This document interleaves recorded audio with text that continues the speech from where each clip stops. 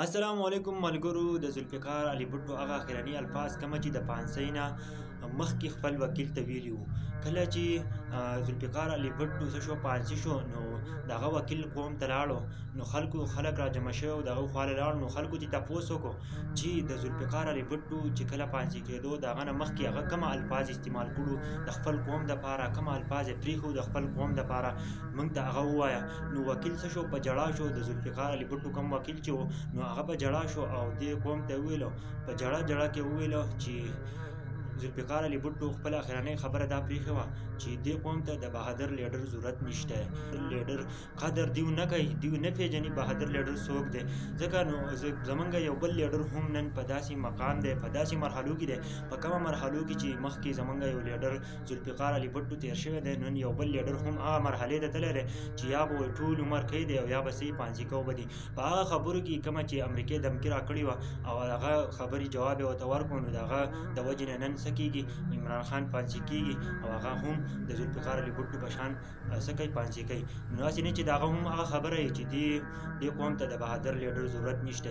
نن یو لیډر بیا وایي چې دې قوم ته د بهادر لیډر ضرورت نشته. یو بهادر لیډر دې قوم له نه دی پکار، هغه نورو ملکونو له پکار دی چې هغه سره قدر دی. ځکه چې زموږ سره نن د بهادر لیډر قدر نشته، ځکه چې یا په جیل کې پروت دی وایي چې یا به دې پانسي کوو یا به ټول عمر دپاره کوي دی. نو نن هغه مرحلو کې دی په کومه چې ذوالفقار علي بټو تېرې کړي دي.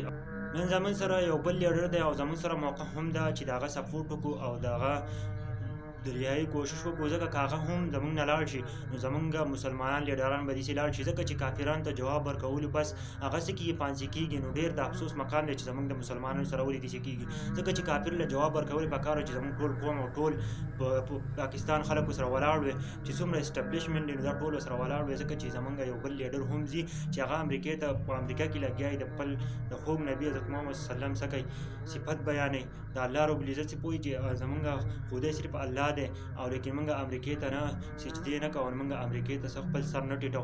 نو هغه لیډر نن بیا پانسي کېږي او نن یې ورته بیا دمکي ورکړله چې ته به پانسي کېږي. په هغه خبرو باندې کومه امریکې چې دمکي راکړ وه او د هغه یې واپس جواب ورکړی و، هغه کوډ و او هغه یې خو ویلی نه و، لیکن دوی پې الزام ولګاوه د سایفر. نو نن هم هغه لیډر نن موږ له پکار چې د خپل لیډر سره ودرېږو.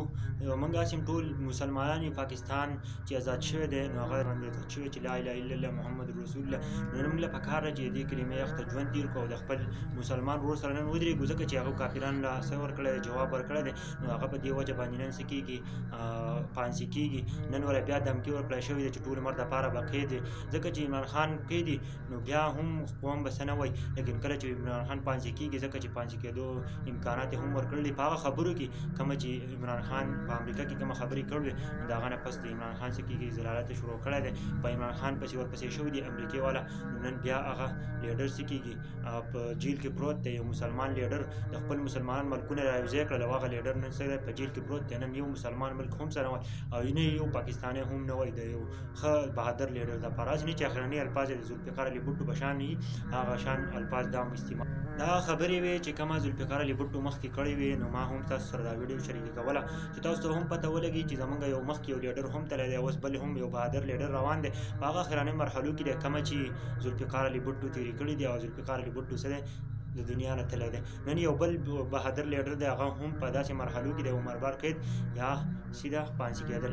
نو هسې نه چې د هغه هم هغه شان خبره وي.